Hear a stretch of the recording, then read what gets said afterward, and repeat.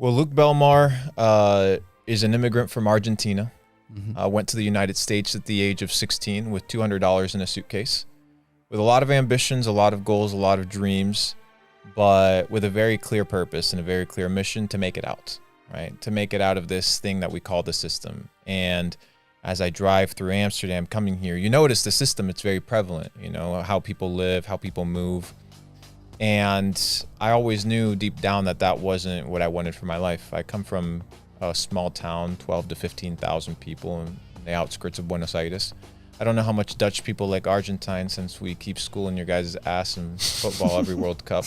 But it's good. Yeah. But our king is piping down one of the hottest Argentina women. So hey, bro. Hey. You give and you take. You give and you take. You know what I mean? Exactly. Yeah. But at the age of 16, moved to the United States with $200 in a suitcase.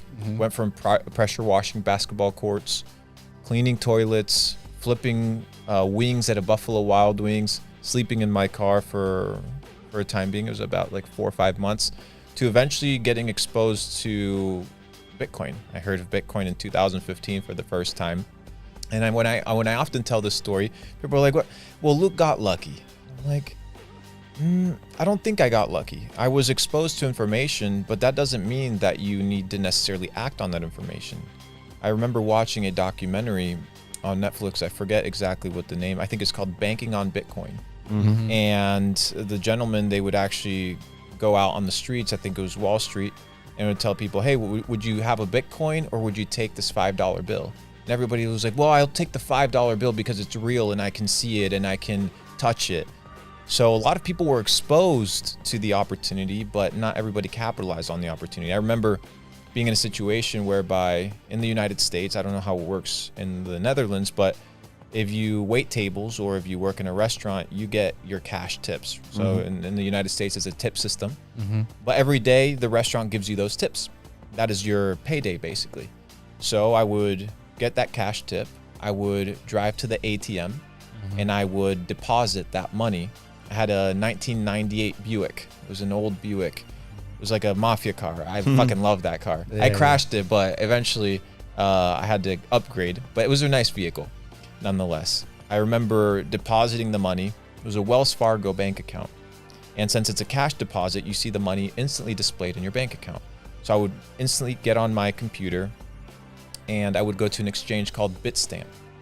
And Bitstamp was an OG exchange. You know, it doesn't have a lot of liquidity or popularity right now, but back in the day, you could use your debit card to actually purchase Bitcoin on that exchange. So I would every single day use 50% of my money that I would make that day to buy Bitcoin. At that time, it was a couple $100, $500, $600. This was the end of like 2015, 2016. So pre the bull run of 2017.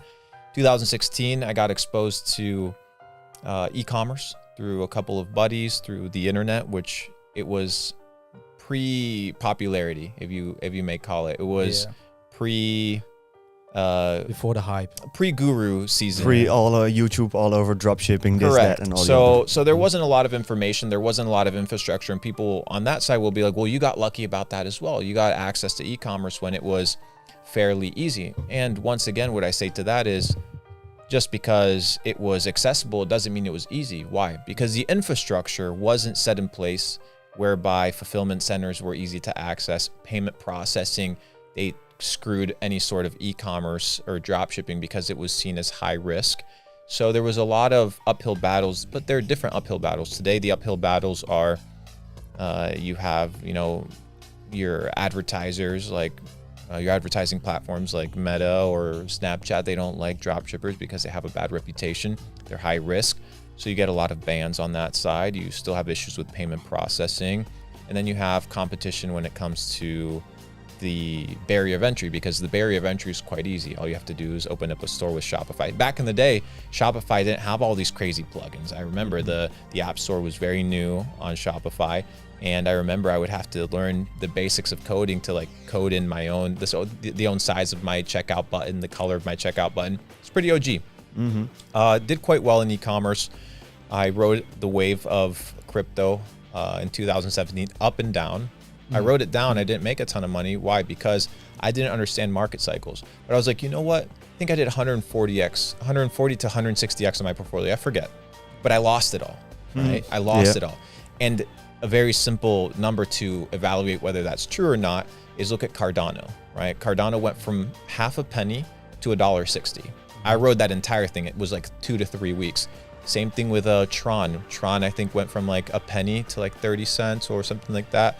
And then XRP went from 13 cents all the way to $3.50. So I rode all of those tokens. I remember buying Bitcoin again. I think I have some videos of it buying Bitcoin when it crashed at like $4,000. And then a couple weeks later, it was up at 15. So it was a great season.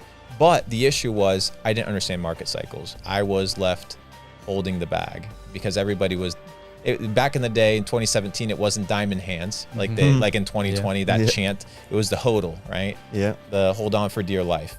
And I held on for dear life and I got fucked.